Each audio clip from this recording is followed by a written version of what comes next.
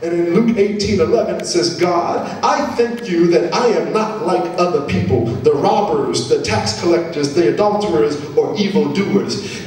This individual here is measuring himself against somebody else who he's judging and deeming to be ungodly and invaluable, putting him or herself above someone else.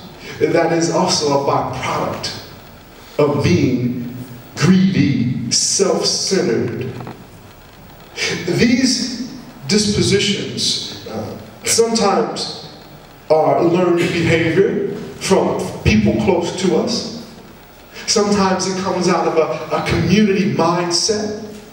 Back in 2001, what took place in this city down here? Yeah. Riots took place. But what also happened in the midst of that? 9/11. Theft and destruction. Some of the things were taken by people who took advantage of the time, where ultimately the anger was about injustice. So injustice that had been received was then turned on others who did not do the injustice for personal gain and claiming it's justified.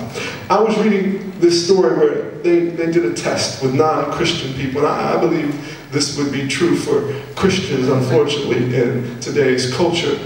But they had this test they did with folk.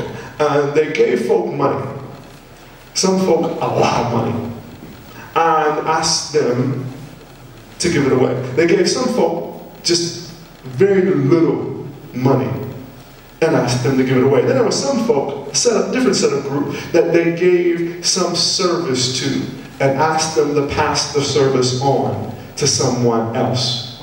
Maybe they bought groceries for this individual and then asked them to buy groceries for someone else. After they did this study of so many people in these three different categories, they found that the people rarely gave what had been given to them in return, regardless of whether it was a lot or whether it was small or whether it was just a satisfied.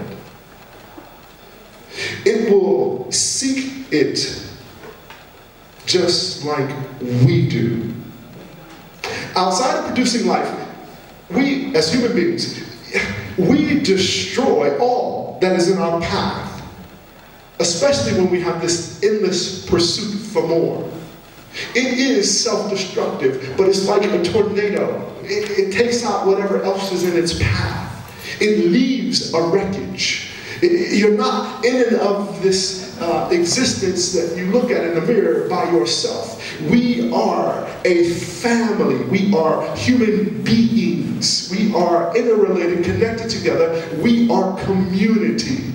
And in this, we have a responsibility to find ourselves leading, and leading from this posture that says, I'm willing to be a giver. Now, I want to go to a story that's a very favorite one of mine. It's in Samuel, 1 Samuel, chapter 30. And while you're flipping there, I'll read something else to you. It says, sometime later,